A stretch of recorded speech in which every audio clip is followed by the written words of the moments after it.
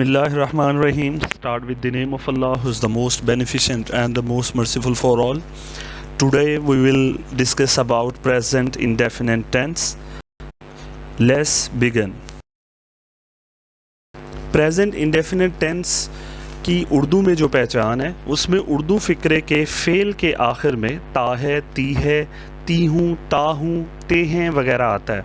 एक चीज़ का ख्याल रखना है कि उर्दू फ़िक्रे के फ़ेल के आखिर में, उर्दू फ़िक्रे के आखिर में नहीं। लाइकवाइज के कोई कह सकता है कि वो कुत्ता है, वो कुत्ते हैं, तो इस केस में भी अगर आप देखते हैं तो उर्दू फ़िक्रे के आखिर में ता हैं और ते हैं आया है, ता है और ते हैं आया है, लेकिन वो प्रेजेंट इंडेफिनिट नहीं है क्योंकि उसमें फ़ेल के आखिर में हमने देखना है, उर्दू फ़िक्रे के आखिर में नहीं। तो उर्दू फ़िक्रे के फ़ेल के आखिर में अगर ता है, ती है वगैरह आता है तो इसका मतलब ये है कि हम जो है प्रेजेंट इंडेफिनिट टेंस का इस्तेमाल करते हुए उस फ़िक्रे को कन्वर्ट करेंगे। उसके बाद हम देखते हैं जी ये स्टेट्स ऑफ वर्ब सेंटेंसेस। इसमें यानी कि किसी फ़िक्रे के अंदर एक वर्ब है, किसी में दो हैं, किसी में तीन हैं।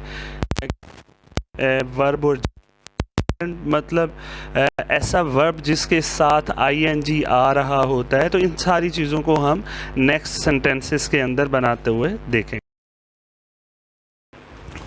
जब भी हमने कोई टेंस रीड करना है, देखना होता है, तो उस वक्त उसकी तीन कंडीशंस होती हैं। फर्स्ट ऑफ ऑल अफर्मेटिव यानी पॉजिटिव सेंटेंसेस, उसके बाद negative sentences and the next one is questionative. तो आज हम देखेंगे प्रेजेंट इंडेफिनिट टेंस के अफर्मेटिव सेंटेंस का स्ट्रक्चर। तो स्ट्रक्चर में सबसे पहले आता है सब्जेक्ट, फिर आती है फर्स्ट फॉर्म ऑफ वर्ब, फिर आता है ऑब्जेक्ट। तो यहाँ मैंने एक एग्ज़ाम्पल लिया है, मैं स्कूल जाता हूँ। तो अगर मैं इसकी इंग्लिश फॉर्मेशन देखता हूँ तो यहाँ पर आई जो है वो सब्जेक्ट है, गो जो है वो हमारे पास वर्ब है और स्कूल जो है वो ऑब्जेक्ट है। तो यहाँ पर सेंटर में एक प्रपोजिशन यूज़ हुआ है, directional preposition, that is to.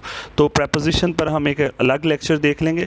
तो नेक्स्ट जो है यहाँ पर अगर हम ये भी बताएं, सब्जेक्ट को हम उर्दू में फ़ाइल बोलते हैं, वर्ब को हम उर्दू में जो है फ़ेल बोलते हैं और ऑब्जेक्ट को उर्दू में हम मफ़ूल बोलते हैं। यहाँ पर जो फॉर्मेशन है उसको थोड़ा सा मैंने एक्सप्लेन किया है। सब्जेक्ट यानी फ़ाइल, काम करने वाले को फ़ाइल कहते हैं। लाइकवाइज मैंने पीछे एक एग्ज़ाम्पल दी, मैं स्कूल जाता हूँ, तो उसमें मैं जो हूँ आई। तो इस तरह के जितने भी हमारे पास वर्ड्स होंगे, आई, वो, दे, यू, ही, शी, इट, कोई भी नेम आ जाता है, कोई भी सिंगुलर आ जाता है, कोई भी सिंगुलर थिंग आ जाती है, सारे प्लूरल्स वो सारे के सारे सिंगुलर हैं, प्लूरल हैं, वो सारे के सारे क्या हैं, हमारे लिए सब्जेक्ट होते हैं। यानी काम करने वाला कोई भी होगा सेंटेंस के अंदर, ठीक है, जो भी कंडीशन को कंट्रोल कर रहा होगा, that is subject. The next one is जो काम हम कर रहे हैं, यानी मैं स्कूल जाता हूँ, तो जाना जो है वो क्या है, वो फेल है, वर्ब है, lean, write, speak, go, come, fight, sit, stand, learn, polish etcetera, सारी के सारी चीज़ें जो भी हम करते हैं दैट इज़ वर्ब। उसके बाद ऑब्जेक्ट, जिस पर काम हो रहा हो, मतलब मैं स्कूल जाता हूँ तो स्कूल क्या है, यहाँ पर ऑब्जेक्ट है। तो सो आई गो टू स्कूल, तो स्कूल इज़ ऑब्जेक्ट। तो सबसे पहले I subject, go verb and school is object. तो सो आई गो टू स्कूल, तो जिन पर काम हो रहा होता है, बुक है, स्कूल है, टेबल, बैग, कुछ भी जो है वो सारे का सारा जो है वो इसके अंदर शामिल होगा। तो यहाँ पर भी आप देखते हैं स्ट्रक्चर ऑफ सेंटेंस जो है वो किस तरह से डेवलप होता है, बनता है। तो यहाँ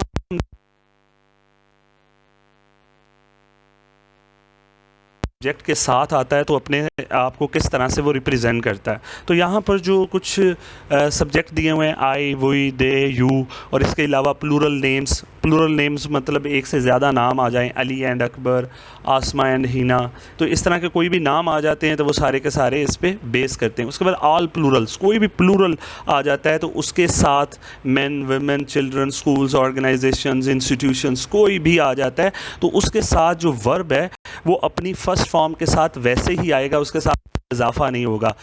पीछे मैंने देखा आई गो टू स्कूल, तो we to school, go to school, you go to school. तो यहाँ पर जो है हमने वर्ब यानी गो के साथ कोई एस या ई एस का इजाफा नहीं किया है। तो इन सब के साथ यानी ये सब्जेक्ट, इन तमाम सब्जेक्ट के साथ जो वर्ब का बिहेवियर है वो सेम रहेगा, फर्स्ट फॉर्म के साथ उसी तरह रहेगा, कोई भी एस या ई एस का इजाफा नहीं होगा।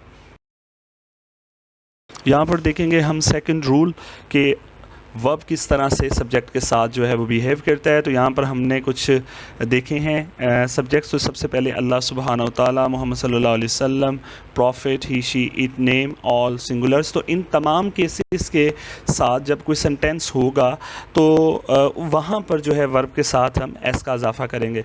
फॉर एग्ज़ाम्पल कि वो खाना खाता है तो ही ईट्स फूड, ही जो है वो सब्जेक्ट है और ईट जो है वो वर्ब है और फूड जो है वो ऑब्जेक्ट। तो ईट्स जो है हम लिखेंगे यहाँ पर यानी फर्स्ट फॉर्म के साथ एस का इजाफा करेंगे, ही ईट्स फूड। तो यहाँ पर जो है हमने एस का इजाफा किया है। तो इस तरह से इनमें से कोई भी इस तरह का आ जाता है, ही, शी, इट या कोई सिंगुलर नेम आ जाता है तो उन सब के साथ जो है वो एस का इजाफा होगा। रूल नंबर 2 में हमने देखा कि इन सब्जेक्ट्स के साथ जो वर्ब आता है तो उसके साथ हमने एस का इजाफा किया था, लेकिन यहाँ पर कुछ कंडीशंस ऐसी भी हैं कि इन सब्जेक्ट्स के साथ अगर वर्ब आए और वर्ब के आखिर में S, double Z, O, C H, S H, X, double S वगैरह आ जाता है तो इस केस में वर्ब के साथ ई एस का इजाफा होगा।